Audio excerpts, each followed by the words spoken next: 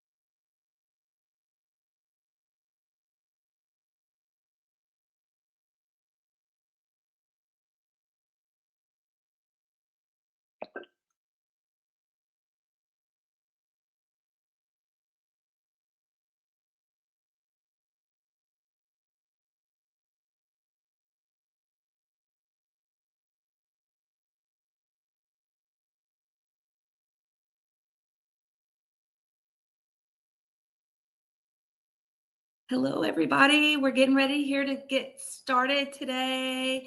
I'm gonna bring us here to full size. Hi. I was telling Stephanie, here's our guest here, Stephanie, today. And I was just telling her, we just got a new platform here kind of up and rolling. We're still on Crowdcast and Facebook, but we now have our little intro video and some fun new things. So kind of a new little exciting piece. And I'm super, super, super excited to have Stephanie with us. Stephanie and I met at Bariatric Retreat, and maybe even two of them. Did you go to both of them, Stephanie? I'm trying to remember. Just the latest one. Okay, so the one in Orlando, Yes. Back this year, and Stephanie also has she's kind of just been a friend too. So I want to welcome her, and she's going to be talking about weight loss surgery in your 40s, 50s, and beyond. For those of you guys who aren't aware, we've been doing these live presentations for almost, I think it's going on 2 years. And just to kind of do a brief introduction of myself. So my name is Brenda, and I'm a nurse consultant that works with ProCare Health. I've been with them now for, it's probably been about 4 years. I was a little bit part-time before and did some projects with them, did some traveling, and then became full-time doing kind of these live events and also support groups and all kinds of fun things. So I also had bariatric surgery back in 2013, and just basically love being able to be a part of all of this. And so our new forum also will send reminders. If you are a guest, if you are a follower of our Crowdcast page, you'll get a reminder now. Instead of being 10 minutes before, it'll be right when our presentations are going live. If you register for an event, you will get them 10 minutes before. So that's a new little change.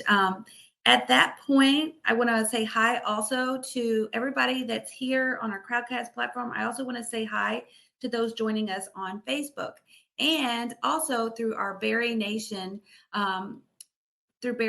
because we do have now, we're putting our events in to their forum. If you guys haven't heard of Bari Nation, they're an amazing community, lots of good people. At this point, I'm going to just have Stephanie come on in, and I'm going to have you kind of just do your own kind of just introduction and tell us a little bit about yourself. And we're just going to be kind of talking about not only your weight loss surgery, but also your plastic surgery journey. You've got a lot of things to share. So go right on ahead. Yeah. So my name is Stephanie, and on Instagram, you might know me as Metamorphosis Staff. I had weight loss surgery in October of 2019. And actually this coming up Sunday is my 3-year surgery. I had VSG, which is this vertical sleeve gastrectomy. And I lost 103, lost and maintained 103 pounds. I was 48 years old when I had the surgery. And, when I was just considering having the surgery, I'm like, I don't know if this is going to work for me. Am I too old for this? But I am so, so happy that I decided to do it because not only have I been able to lose that weight, but maintain it for, almost, I lost the weight in about 15 months and then so have been maintaining it since then. And it's just, something that I've struggled with my entire life. I was always overweight as a child.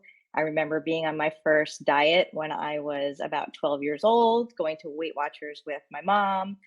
And, I've lost and gained weight so many times throughout my life, and just have battled it. So to be able to finally have a tool to help me not only lose that weight, but keep the weight off, that's key because, I had never been able to maintain for very much time at all. So I'm happy to be here and sharing my story with you. Stephanie, and this isn't on our list of questions that we kind of put together, but I'm curious, like, what is your thoughts on how weight loss surgery is different for you rather than diets? Because I kind of felt like the same way, like you try so many different things and um sometimes You it's know, I hard, you know? I think I think it's the weight loss surgery helps kickstart the healthy habits. It's such a commitment to your health. You're doing something drastic, and you really have to wrap your head around the fact that this is not just a diet and then when I lose the weight I'm going to be done. You are committing yourself to the rest of your life, and I think being ready for that commitment is really what helped me, just keep the weight off and know that I needed to not only just lose the weight, but learn how to manage my brain, and why I was eating and why I was gaining weight in the first place. So I think that's the difference between, having weight loss surgery. And I mean, you could absolutely 100% lose the weight and keep it off without having weight loss surgery, but you have to make that mental commitment. This is just a tool. It's not going to do the work for you. Regardless, you have to do the work. So it's good for some people. Some people might choose another route, and I'm cheering for you no matter what, because it's hard. It's hard no matter who you are, how old you are, where you come from. It's hard. So yeah. Yeah, Cass says bariatric surgery also helps lower your set point, so that's key. Enid says lifestyle living, so she agrees with you. Letitia says she loves your journey. She said she's in her late 40s and you are so inspiring. It's Oh, thank true. you. Like, we have people here, it looks like Cass from Seattle, Washington. We have Patricia from New Jersey. We have Raquel from Dallas, Georgia. We have Lovey. I forget, Lovey. I think you're from Florida. Is that right? We have British Columbia. We have John from Orlando. He's saying go, Steph. He's my boss. That's my boss. Oh, that's awesome. So do you work? So the job that you work in, are you working with bariatric surgery patients? I do. Yeah. I'm actually a social media manager for Advent Health, and I am specific to bariatric surgery. So that is my passion. And I'm so excited to not only do what I went to school for, which is communications and marketing and social media, but to actually blend that with my life is just, I mean, it's a dream job. So I'm not just saying that because John's on the call. It truly is my dream job. Well, and I have to say, I give your whole facility and all of you that have been involved with it, Advent Health, such a huge hurrah, because what you helped put together with the Bariatric Society and what you helped offer the public was such an incredible event.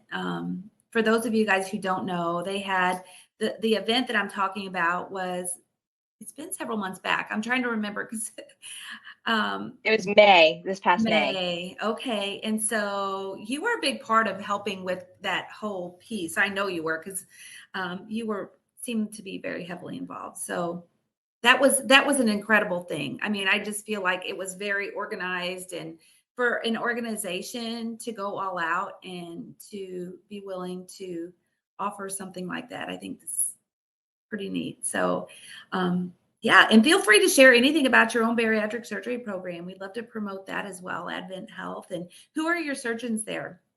So Dr. Dovek, a lot of you probably know Dr. Dovek. I work very closely with her. She's in charge of the bariatric program in Central Florida. So we have Dr. Dovek, we have Dr. Bello, who is her partner in Orlando. Dr. Cedar Hall is in at the heart of Florida, and then we have Dr. Smith in Celebration, and then we have Dr. Berkadal in Daytona Beach. So those are the 5 surgeons in our Central Florida program. And it looks like Kathy is asking which clinic do you probably work with all of them, All correct? of them, all of Central Florida, correct. Okay. It looks like Enid said, I love how you said mental commitment because that almost gives me chills because it is. I mean, that's probably one of the biggest things is a mental commitment with Absolutely. surgery. Um, And it's like I don't feel like doing it every day, but you can't just say, "Oh, I don't feel like I don't feel like it." You have to. I mean, it's part of your life. With that being said, there's balance. So, if there's something that I want to enjoy, I'm going to enjoy it. I just do it in a responsible way, so I don't make myself feel bad, like sick. Feel physically sick. But then I just move on to the next meal, the next snack, the next drink of water. It's just about. I actually posted something today about it's not 100, it doesn't have to be 100% perfect. You just have to be consistent about it. so Stephanie, I know you probably already said this. How much total have you lost so far? 103 pounds. 103. Okay. Did the plastic surgery, did that help with additional weight loss or was that more for toning and all of that as well? Yeah. So believe it or not, no weight has been lost from that. When you lose the weight, you're left with the skin, and the skin does not weigh as much as you think. Some people that have a significant amount of skin might lose some weight, but I did not lose any weight from the skin removal. My first round of plastic surgery was October of last year, and I had a tummy tuck and an arm lift.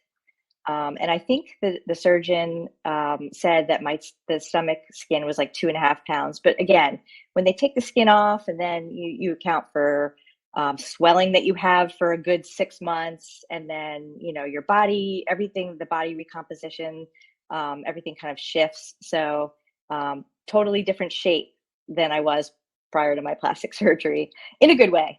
Um, and then I had my second round of plastic surgery in this past May, actually a few weeks after the bariatric retreat, and I had a thigh lift and a breast lift. So those were the 4 procedures that I had, and it really helped just with the skin. So when you're exercising, things like that, sometimes it gets in the way, and I really wanted to be able to enjoy the fruit of my labor and be able to see the hard work that I put in. And for me, that's what I needed to do for my part of my journey. So Stephanie, I almost wonder at this point if we were to share your Instagram page just to kind of give them a little highlight because it's kind of hard. Like they probably are looking at you now and thinking, "Oh my God, she looks like a model. She looks so beautiful." And and Oh, thank it's like you. it's hard to envision any differences in change and maybe like you might have been in a different space before, not saying you weren't beautiful before because I'm absolutely sure you are because I've seen your pictures, but just a big change, transformation physically wise. Yeah. Yeah, let me do that. Let me again kind of a little bit different here with sharing my screen. So whoops, I didn't mean to put you in the wing. So let me try to move this back. Okay, I'm gonna see if I can share my screen and I am gonna go to your Instagram page. Okay. Now let's see what that looks like on screen. Can you see it? I see it.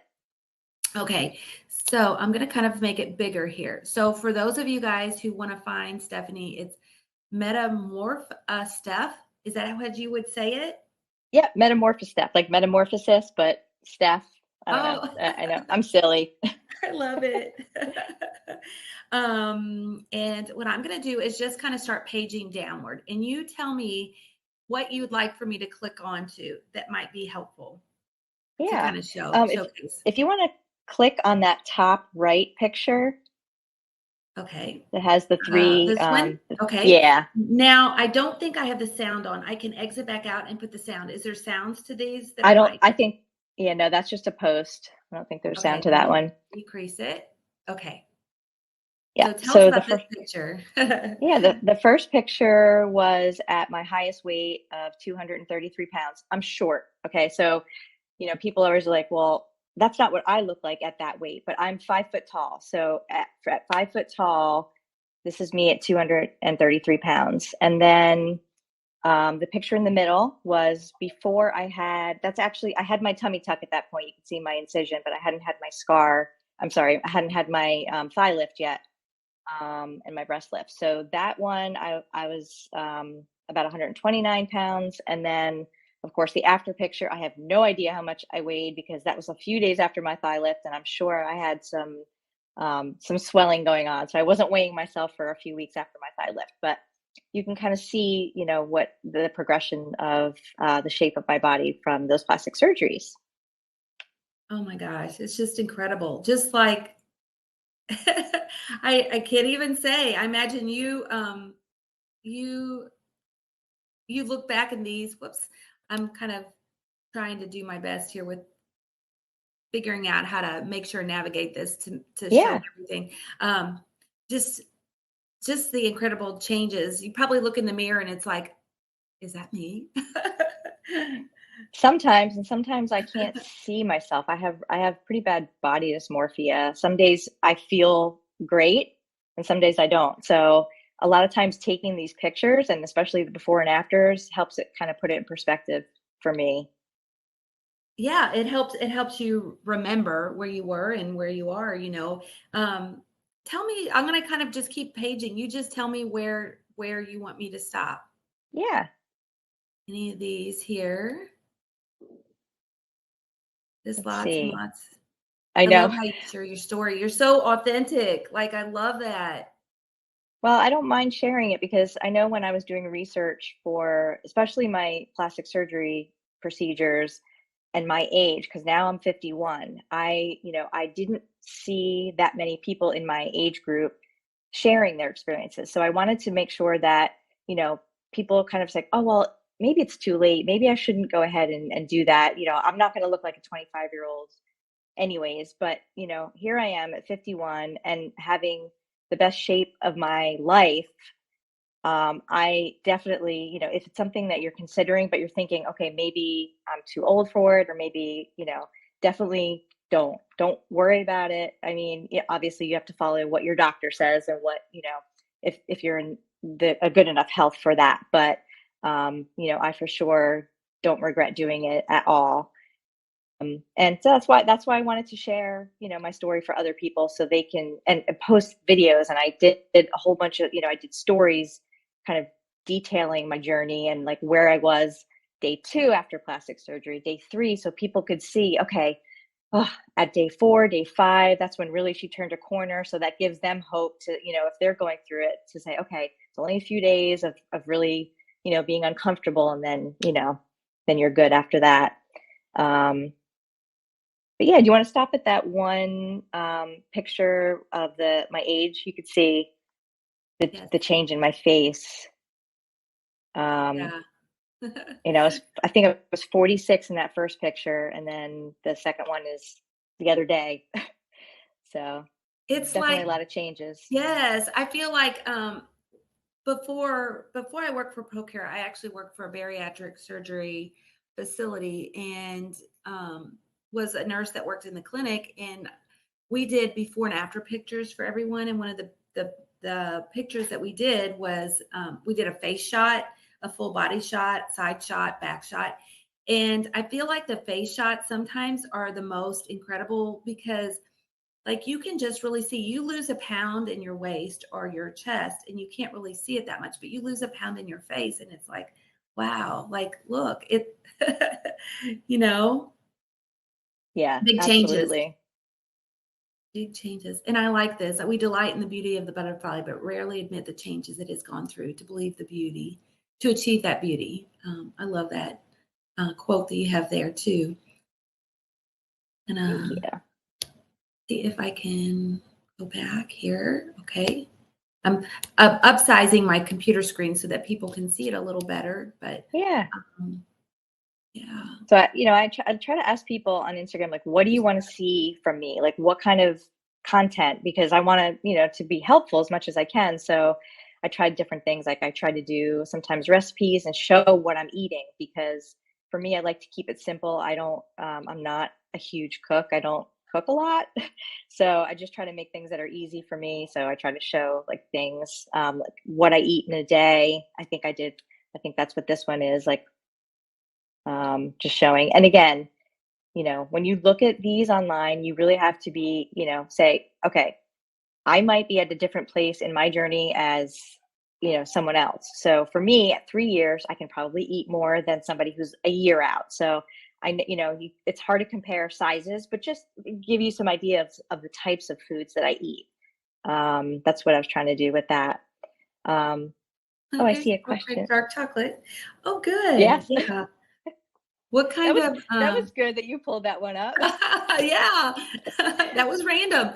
And I do like your breakfast, your egg sauteed spinach. That is actually almost my staple that I have every single morning for breakfast. Only I don't always put. I never even thought about a hamburger. That's a great little add-on there. I love that. So you said that there's a comment. I am since I'm sharing my screen, I don't get to see the comment. So feel Yeah. free to answer if there is something that you'd like to say.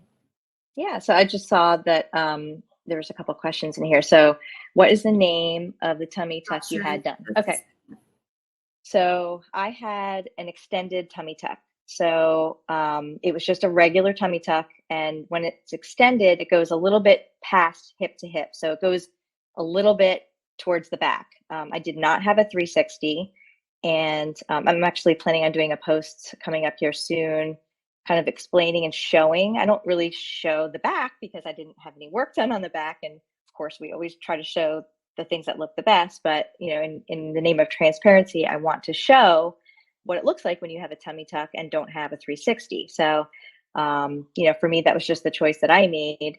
But that's what I had. So I had an extended tummy tuck. Um, and then there's another question here. How much do you work out and what type of exercises do you do? So it's changed throughout my journey. When I started losing weight, I started going to the gym, and then, of course, COVID hit. So everything shut down. And I'm like, I have got to maximize this honeymoon period of losing weight. So I bought a NordiTrack elliptical with iFit. So you're actually like doing your exercises with trainers around the country, and they're hiking. And I felt it helped me so much because, when everything shut down, it was just so like lonely and not being around other people. So for me, I was like working out with these amazing trainers. So that really helped get me through the weight loss portion. And then of course, everything started opening back up. So then I joined the gym, and I hired a trainer at the gym. And I did one or 2 days a week where it was like 30-minute sessions just to learn the equipment and learn like what type of exercises to do. And then of course I went out for plastic surgery, and then I came back and went out and I came back again. So now that I'm completely healed, now I'm really focusing on building muscle to boost my metabolism, because there gets to be a certain point where you get to that where you can easily eat more, and then some of those habits start to creep back in. So really what I want to do is focus on the fitness aspect of it, so that will building the muscle will help my metabolism stay and not drop down from being in a deficit for so long. You know, so as far as time wise, when you're talking about fitness, what do you think has helped you the most? Like I think they ask how many days. So are you right now, like since you're just getting back into it, what would you suggest in the beginning, like when you're first starting? And was there certain exercises? And I know the trainer probably was super helpful, just learning the equipment. Yeah. In the beginning, literally I did 30 minutes a day, and that's when I was doing the elliptical during COVID, at home, just 30 minutes a day. That's pretty much what I did. And then I started incorporating some YouTube videos. So, on a day that I did the YouTube video with the little hand weights, I wouldn't necessarily do my cardio. So I really tried to do 5 to 6 days a week of just moving my body.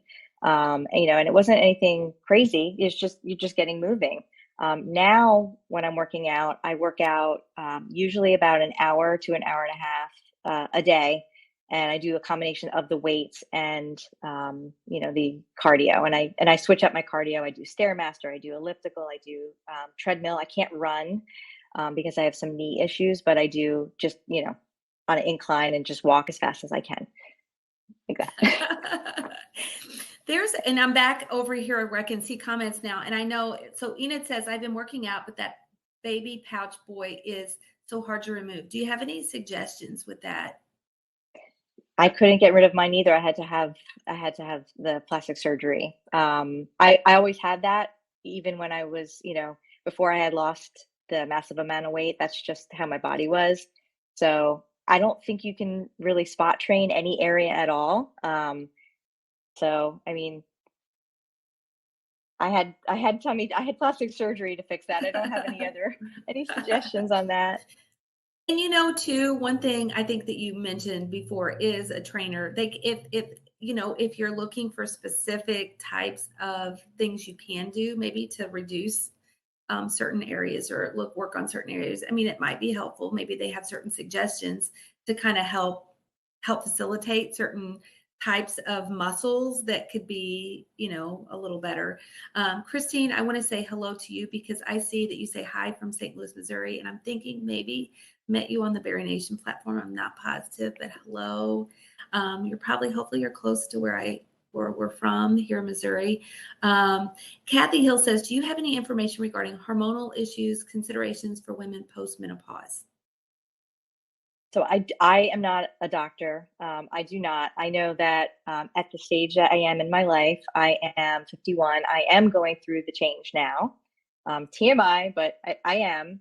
And I was doing hormone replacement patches, but I stopped them when I had my plastic surgery, only because risk of blood clot when you're doing hormones. So I stopped it, and then I have not started back up on them, and I have not had any issues. And I did speak with my my OBGYN about that, and she said that using them is it's not something you necessarily want to do all continuously. So if I'm through that hot flash phase, then that's great. I don't have to go back on it. So I would just recommend talking to your specific physician, because everyone's going to be different.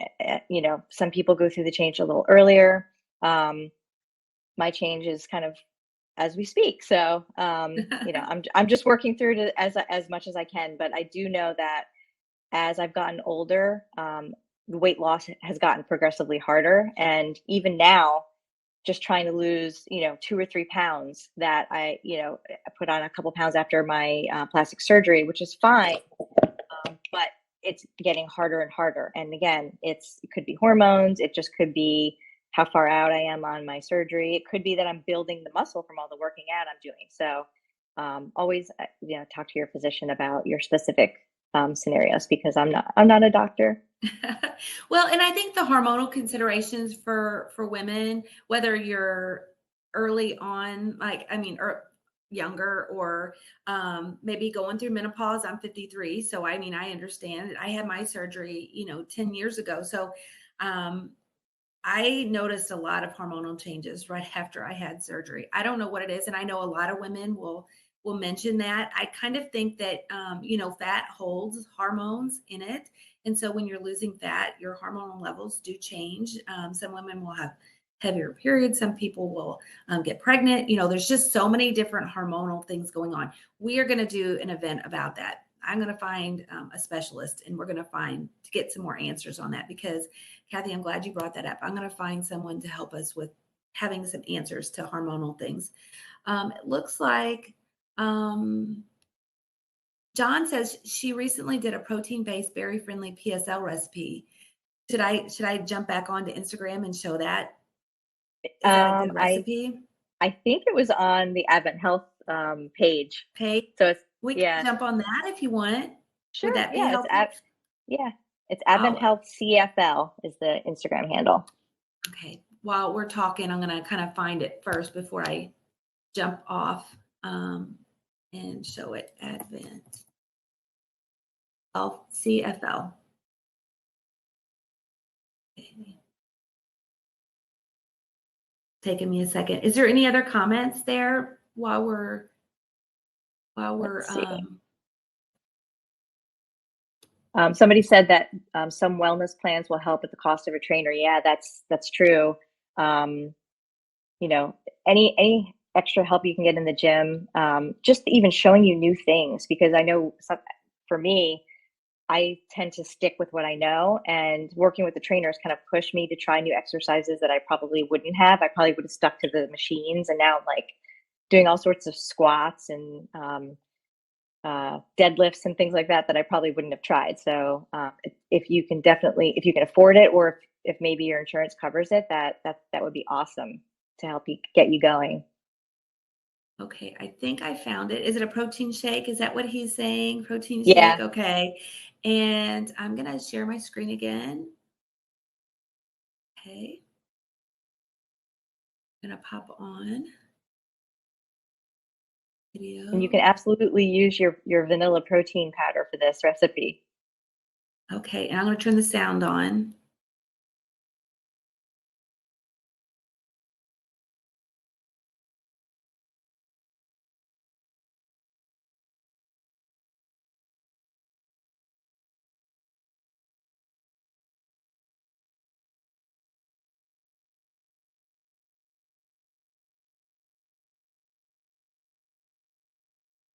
So this one here is a pumpkin spice, correct? Yep.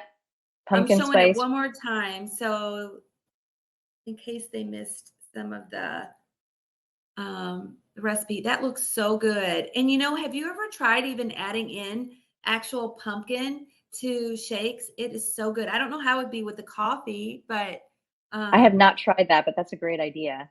oh my gosh, it's so good. Okay, I'm gonna hop back on. Okay. And it looks like it says, Patricia asked, do you have a medical background?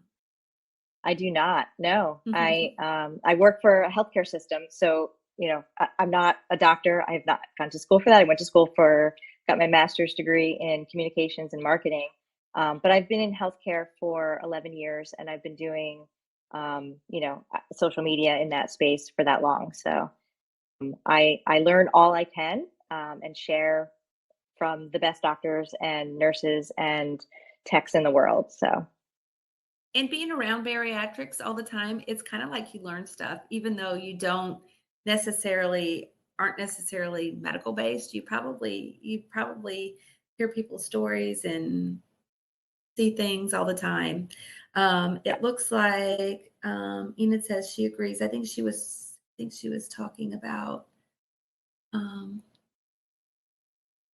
I'm not sure because it's been a little bit. We missed when she agreed. Kathy says so. Wellness plans will help with the cost of a trainer, so that's interesting to know. And sometimes you can use your FSA, your savings plan, like through your work. If you contribute to that, you could use that. And Christine, oh, she says hello. So I'm going to kind of like look here too. We had talked about different things. I think one of the big things that I really wanted to kind of get into is what would you say for anybody who might be considering bariatric surgery or plastic surgery, and talk about the recovery time for both of those. sure.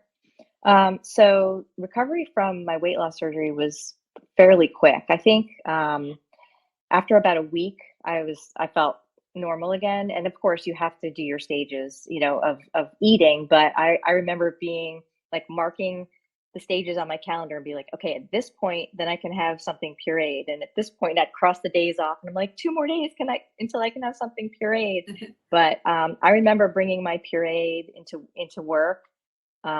So, I think it was about a week to 2 weeks that I was fully recovered from my weight loss surgery. I started working out after my weight loss surgery. I want to say maybe 6 to 8 weeks after, but again, it was light. It wasn't anything intense. Um, Recovery from my plastic surgery, I took 3 weeks off of work for my first round of plastic surgery, and that was the perfect amount of time for me. And I definitely recommend taking off as much time as you can, especially if you're up on your feet. I have a desk job, I sit. So for me, 3 weeks is good. But if you're a nurse or if you're a teacher, if you're someone on your feet all the time, you might consider taking some additional time, because I do know that after that 3 week period, I was swelling considerably, even sitting at my desk. Um, for my second round of plastic surgery, I took off about 10 days worth of work. But again, I am work from home, and I knew that I would be able to have my feet up from the thigh lift. So, that was important. I did end up taking a few extra days that I needed just for recovery.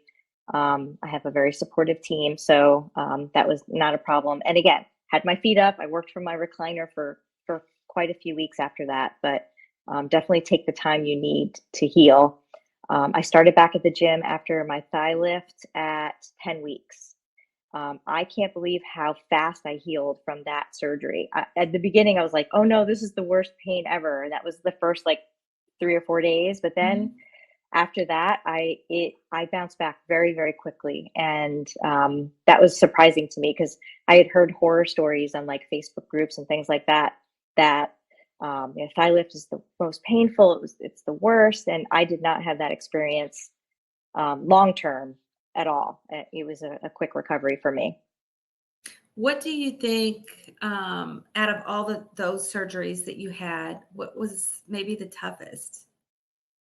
So Or was there different challenges to each? there are different challenges to each. So the tummy tuck took the longest for me to fully recover from. So when I say fully recover, I was up and, like I said, up and about at 3 weeks. But I mean, I had swelling continually up until about 9 months after my tummy tuck. So, and if I'd go work out, there were certain things that I would do that were not necessarily ab related, that I really felt like, ooh, like a kind of twinge, and I was like, maybe I shouldn't be doing that. So that took about 9 months to get past that. Um, the arm lift is interesting because you have lack of mobility. So the first 2 weeks you can just raise your arms up so much. So that was hard and uncomfortable. And I was like, I'm never going to be able to use my arms. I can't imagine like hanging from my arms ever again, thinking I'm just going to like bust open. But nope, that went away too. Mhm. So yeah, I think the toughest for me was the tummy tuck. And even my surgeon, when I was nervous about my thigh lift, he's like, "You went through your tummy tuck with flying colors. I'm not concerned about your recovery from your thigh lift." And he was right. He's always right. When I'm concerned about something. Yeah, I'm wondering, see if anybody else has any questions here too, because a lot of times, we're just talking. Oh, Kathy says, "Are there plastic surgeons who are better for weight loss surgery patients? How would one find them? What kinds of questions should patients ask to find the best plastic surgeons?" That's an awesome question. So there are plastic surgeons that specialize in massive weight loss patients, and definitely something to research, because you can look at there's a lot of mommy makeover on like in their galleries. There's a lot of mommy makeovers and things like that, facelifts. Specialize in somebody who has worked on weight loss patients, because the skin is different. um, the type of repair I think that they do is going to be different. So I would definitely look at that and schedule lots of consultations. I went to several different surgeons before I found the one that I connected with, that I felt was giving me not necessarily what I wanted to hear or what I wanted, but what he thought was his best recommendation. So like I said, I went to three different surgeons. I had three different recommendations from those surgeons.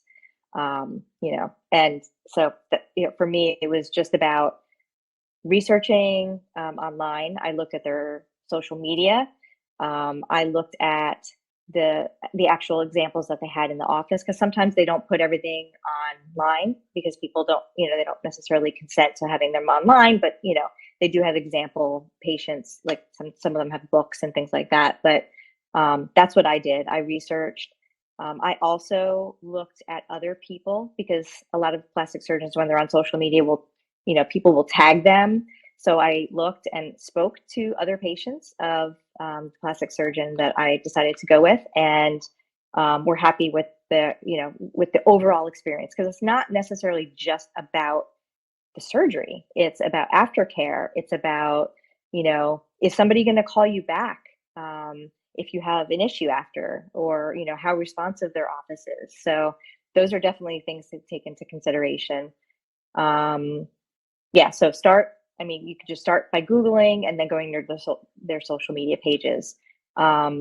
Just to let everyone know, my insurance did not cover any of my plastic surgeries, and a lot of insurance companies will not do plastic surgery, not cover it. So that's something to consider, because it is expensive.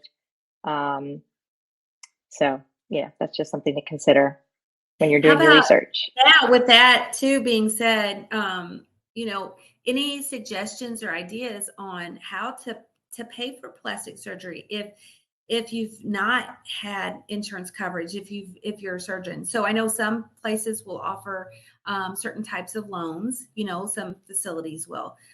What is your Yeah. experience in, like, how would you tell people to maybe navigate that a little bit? Yeah. So, just go in, get your estimates. And again, different plastic surgeons will have, the price ranges are crazy. So it depends on where you are in the country. It depends on if you're going to be traveling or not, because then you have the added expenses of like an Airbnb or a hotel or aftercare nurses. You know, if you're having your surgery in a hospital, it's going to be different than if you're going to be having it in an outpatient center.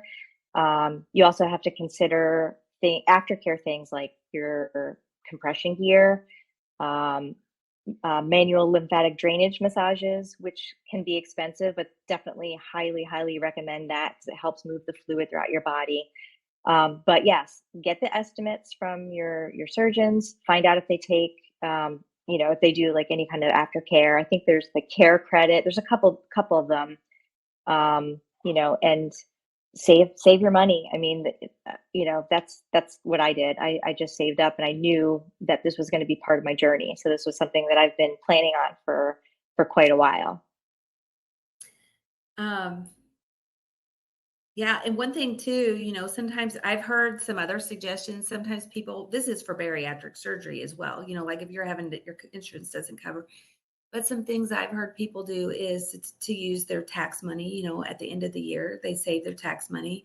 Um, I've heard people get creative, even use some of their what do you call it? Your retirement funds. When you take money out of your retirement, you do have to pay taxes on that. So that is a consideration, because um, especially if you're doing it early, you have to consider that. But that is, your own money, and that's a way to help finance. Sometimes people will finance through credit cards, although I don't know that I would really highly recommend that, because your credit card, a lot of times those are really high percentage of interest rates. You want to try to get as Right. low percentage as you can. But I think you brought up some amazing points though too, that people may not even think about right away. A lot of times your bariatric surgeon may recommend somebody in the area, or somebody they have some type of collegial relationship with, whether it be at the hospital system, or somebody that they're, I don't want to say friends with, or somebody they know, and somebody they truly feel good about, because usually most surgeons wouldn't recommend somebody they would not trust to do surgery, on themselves. So recommendations are good, but the point of having, like, looking outside your local area is really interesting. You never know who maybe outside that area might be somebody that you might consider. And sometimes even traveling, even with travel, you may actually get off cheaper if the facility is less expensive and the services are less expensive. So it is something to consider. Um, there can be such a wide variation of cost versus a clinic like who does outpatient surgeries versus hospital systems. There's a lot of different charges that are kind of like hidden charges, when you're in a hospital versus a clinic setting. I mean, just meeting with a doctor and kind of learning what they do is ultimately a big thing. Did you have to pay for any of your consultations? No, the consultation was free for the surgery, or for all Okay. 3 surgeons that I went to. Because I do know the bariatric program I worked with and who we would do some referrals, they were charging for their consultations, which I found kind of interesting. But I guess, every program's different. So learn about that as well. But I think Yeah, getting opinion of several different ones is really helpful because that way kind of whenever you meet them, like if you resonate with that doctor and their staff, you can get a feeling for it, don't you think? exactly. I knew right away. I actually had a 4th consultation scheduled, which was a virtual consultation, and it would have been a traveling situation, and there was a charge on that one, and I ended up knowing after I met my current surgeon, that was who I was gonna go with, so I canceled my last consultation. Um, that's It's good to know. Yeah, you just know when you know. There's no need to kind of continuously look. But thank you so much, Stephanie, with all of this. So, if people want to Yeah. reach out to you, if they want to have a connection with you at all, what would be the best way to do that? Yeah, And would so you be I'm on open to that? Would you be open to absolutely. Yeah, absolutely. I'm always there. So, best place to get in touch with me is on Instagram at Metamorphostaff.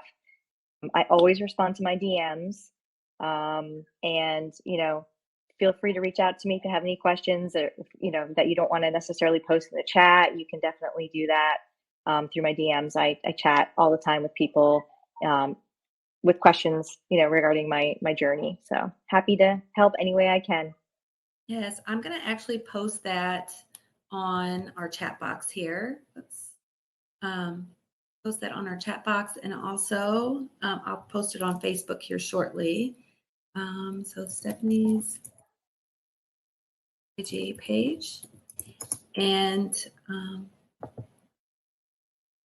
I also want to share that Stephanie has been a loyal customer also to ProCare. So we want to thank you for that. She is actually an affiliate and shares our product. So I'm gonna, if it's okay, she actually has a link and a discount code that if anybody's interested, they can use to save some money if they're interested in trying some of our ProCare products. And I do want to say too, we've been starting to do something a little different with ProCare at the end of these. And post all of this, and I will be posting all of this here on. I think the big question that everyone wants to know is, when are the chocolates going to be I shipping again? know. It's so funny you said that because I'm wondering if this posted. Oh, it didn't post how I wanted it to. So I'm going to delete that and I'm going to repost it. Um, it's going to be here not soon. No. It's sad because we actually we've been having we had conversations about this with our marketing team yesterday. I'm probably just going to need to go online and do a little live about it. We are actually we're thinking January because we had some manufacturing delays. So at least we know maybe January. It could be sooner, could be, a little later. We're going to probably just say early 2023, but we were hoping to have it here by right now, and we're really upset about it. So, but there's not anything we can do. It's kind of one of those things. Yeah, Um, it'll be here before you know it. it will, but so what Stephanie's talking about is our chocolate. I'll show a picture here just in a second. These help me get. I love chocolate, and I like sweet things after dinner and things like that. But this literally helps me. Like, I have it, and it's part of my routine. And it gets me through that chocolate craving. But it's like having a piece of chocolate every day. It is. I'm going to show them what it looks like. If some of you don't know, and I always kind of struggle. There needs to be an easy way to open these packages because do you cut yours open all the time? I have to use my Yes. teeth. I'm not gonna Yeah. lie. I crumble it and I put it in my Greek yogurt with some fruit. Oh, oh man, that sounds so good. That sounds so good. So they come in these little chocolate and they look like this. They kind of got like a little bit of a pattern on them. It's hard to see in the cameras, but kind of really cool. And then you could just kind of break them. They have 50 calories in them. They have 2 grams of sugar, so very little sugar. They have actually a 65% dark chocolate, but they do have a little bit of the milk chocolate. 500 milligrams of calcium, True Cal, which we're going to talk about here in just a second. 500 IU of vitamin D. So a lot of people struggle with low vitamin D levels. So we do incorporate calcium and the vitamin D together. They're made of Cacao. cacao. Thank you. Gluten free. They're kosher, non GMO, and they're processed in the USA. So I don't know what I would do. I don't know how I would get my calcium in if I didn't have those. I mean, I had the chews too, but these are better on for me. I love them. And it says, Brenda, I'm coming to your house. Yes, because I still have a stash. These are actually from last year. I don't have any special powers other than just saving them from last year. So have them in my office. I needed a display, item. One other thing I'm going to share here. We've kind of been doing these little problem solution things. I'm going to share my screen just to kind of show some little pictures here real quickly. We have question answer here. So what is True Cal? So True Cal is what our calcium dark chocolates are made of, okay? And how is it different from calcium citrate? So to answer that, True Cal is an all-natural lactose-free calcium with higher absorption rate than calcium carbonate and equal to or greater than calcium citrate. Because a lot of programs will recommend calcium citrate, okay? So unlike other calcium forms, True Cal offers a balanced profile of essential minerals and antioxidants. It actually has 5 different types of minerals in it that aren't in your regular carbonate. It also takes very low stomach acid to digest it, so it's easily digested. And I'm going to kind of just share here too, real quickly, kind of go back on our ProCare website. So Stephanie's link is above to get to, you can use for savings. If you copy and paste that into ProCare site, I'm going to actually go there and I am going to share my screen once more. Okay. Okay, and I'm just going to show you some of our other calcium. When you go to ProCare, when you use the link, you're going to be here and you go under calcium supplements. Here is the chocolate bars that we were just talking about. I think they're probably so many of our patients' favorites. It's like one of the things that we hear the most people love. We also have our ProCare Calcium Soft Chew Variety Pack, which has the sea salted caramel, the dinner mint, and a cinnamon roll. This is a favorite because you kind of get to try all 3. All of them are made with True Cal. And then we actually have also our mocktails down here, which are made of True Cal as well. And those are lemon drop, gin and tonic, and strawberry daiquiri. So kind of go back. You can actually buy the flavors. If you prefer buying a flavor just all in one, they come in 90 count bags and 30 count bags. So stop sharing. And Those cinnamon roll ones are really good too.